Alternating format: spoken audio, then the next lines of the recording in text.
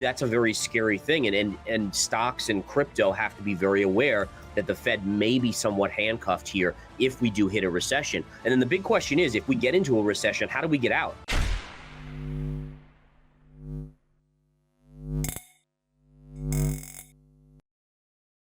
Hey guys, welcome back to Library of Wealth. Veteran trader Gareth Soloway analyzes the current movements of Bitcoin and what direction we'll see the crypto market in the coming days. As of the recording of this video, Bitcoin is sitting just above $27,000, down almost $1,000 just in the last 5 days alone.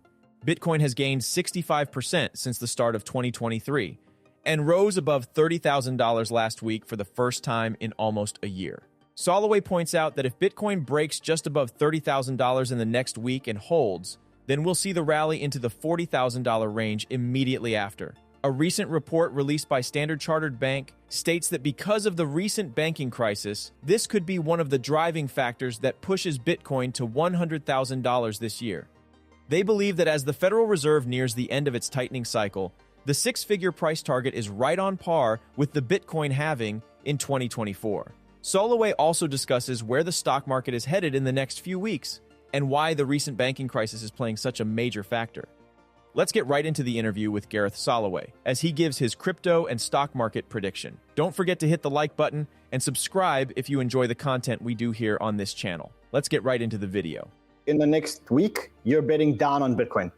Yes, I am. I'm still negative on Bitcoin, absolutely. Notice where we've kind of just stalled here. And again, that corresponds with this area, which if you take a trend line kind of right under the consolidation lows here, and we just drag that across, you're kind of just on top of that level. So right now, this 26,800 level, that's your current support up to 26,800 to 27,000. But I do think that breaks. What you're starting to do here is form a bearish flag consolidation pattern. So bearish flag is sideways chop, which again is kind of eating up the bulls that are buying, but they're not getting a pop out of their buying because sellers are still making that selling price. So essentially what we're looking at is a break of this 26,800 sends us down to 25,000. And 25 will be a monster support. So again, that would be where you would start to potentially flip into a long position on Bitcoin. Now, again, us not breaking above 30,500 and confirming to me still tells me that we're still in a bear market. So you just want to be overall careful, but I do expect major support around 25,000. What would convince you that we actually are in a bull market? Well, at least for Bitcoin, it's that 30,500 level, right? So if you can get above that and confirm, that was the psychological level here that kind of denoted the 2021 lows, right? Where we had that big dip right down to 30,000-ish, give or take. So again, that would have been a key break point we can see right here. So on a technical basis, that's kind of what I'm looking at. And that's one of the reasons why I expected the market to push us back down on Bitcoin. Now, looking at like the CAC and various other indices, I think number one, you have the US markets that are more likely to be in a bear market that will continue to see selling. You have some issues there in Europe. They're still coming out of some things. But overall, the bottom line is let's keep in mind that the Federal Reserve has said that we're going to have a recession in the second half of the year. Yes, they said mild, but Rand, you remember transitory, right? So they said transitory and look at what we got. They tell me mild recession. Right away, my mind jumping to probably at least a medium depth recession. And then you have other players like Warren Buffett coming out saying that year over year, one of his retailers' sales were down in the last month 22%.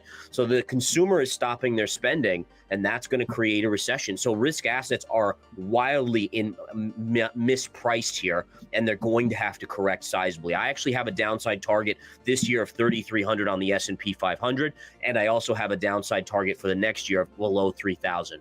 A recession in this situation could actually be much, much worse.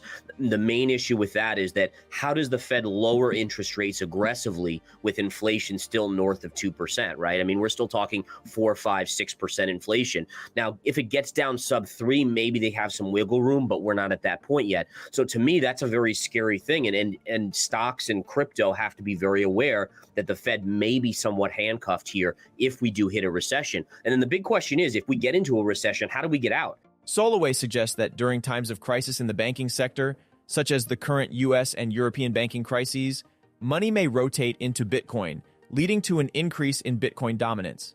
Does this market, does the global markets, do they know how to get out of a recession without the Fed printing money? And if the Fed can't print money, do we get in this long-term recession that could be very rough on stocks as well as risk assets like Bitcoin? The bottom line is the 25,000 is just a major pivot point on the chart, right? You had this kind of blip right here.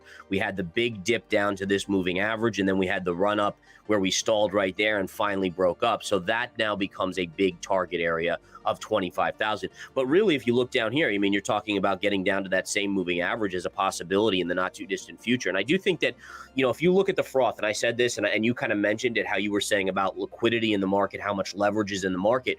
Think about how bullish the global crypto markets have been. It was very reminiscent to me of when you had crypto at 69,000, that bullish bias in the markets, yet we were here at 30,000. To me, that's a negative divergence, and that's something that we have to be very scared about. So let me go to the ETH BTC chart here. And again, you can see on this chart, there's no doubt about it that, again, we could see that pullback here. But actually, if you just humor me, I want to show you one other chart here. It's the Bitcoin dominance chart. And this actually could be telling us that we could be setting up for a drop in the Bitcoin dominance side of things. And what I'm seeing here is a little head and shoulders pattern emerging. And again, if we look at this, you have a little shoulder here, right? And we have this move down here. Here's your head, and then down to the shoulder, and then we could be making a little bit of a shoulder. So if you break approximately this area right here on the Bitcoin dominance, you could actually see this coming down, Bitcoin's dominance coming down decently, possibly all the way back to this trend line. So what that would mean, it doesn't mean to me that the alts are going to rally. It just means that Bitcoin could actually play catch up to the downside to where the alts were or are. So here's the question that I want to pose. Do we want good earnings or bad earnings? So I think the market wants good earnings here. And the reason the market wants good earnings is that the market realizes with inflation where it is, the Fed only has limited abilities to lower rates. And so if you see earnings falling off a cliff, that's going to mean, we're heading towards a recession. The Fed cannot loosen that quickly. Remember, the Fed is priced to actually hike rates in about 9 days for their next meeting. So again, what are they going to all of a sudden do, a pivot and start dropping rates with inflation still at 5 or 6%? I just don't see it. So if you start to see really a crack in earnings, it could mean not just a mild recession, as the Fed has said, but actually a worse recession, which again, with the Fed's inability to print money and get us out of it because of inflation, that could be really, really bad. One more chart I want to show you guys, if I could pop up my screen here. So this is the monthly chart of the S&P 500, and I'll leave you guys with this thought here. Look at that insane run from COVID, the pullback, and the sideways consolidation.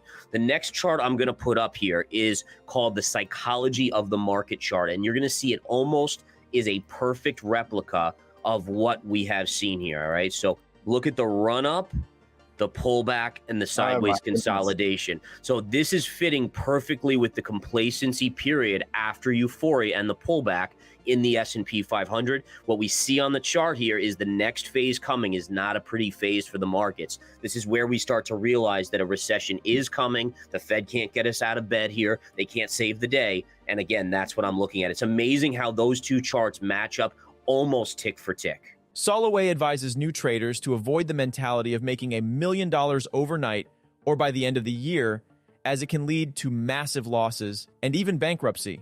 He believes that hitting singles and doubles consistently is the key to becoming a successful investor and building financial wealth long term. Soloway does predict that the markets will go lower due to the Federal Reserve's decision to keep interest rates up until 2024. He advises short rallies into resistance, as this is still a bear market in Bitcoin until it remains above $30,000. What do you think about Gareth Soloway's market prediction for the coming weeks? And where do you see Bitcoin's trajectory by the end of the month? Comment down below. Thanks so much for watching. Don't forget to like and subscribe. This is Library of Wealth. We'll see you in the next video.